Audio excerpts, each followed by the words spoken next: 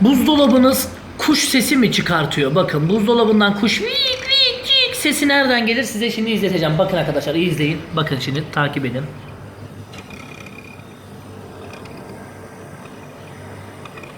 Bakın. Şuradaki pervaneyi bir gördünüz mü? Sizin için yere yattım. Bakın şimdi izleyin. Bak elimle o pervaneyi bir durduracağım. Ana kız! Kız Neriman! Kız Neriman koş! Kız ses gitti! Gıcık gıcık gıcık ötüyordu ya kız. Oğlan pervaneyi tuttu ses gitti Neriman koş kız. Bak pervaneyi bırakınca vık vık vık vık ötüyor. Sana amca amca diyebilir miyim diyor ya ses gitti gitti. Anam pervaneyi durdurduk o da bir durdu kız. Bak şimdi. Sese bak.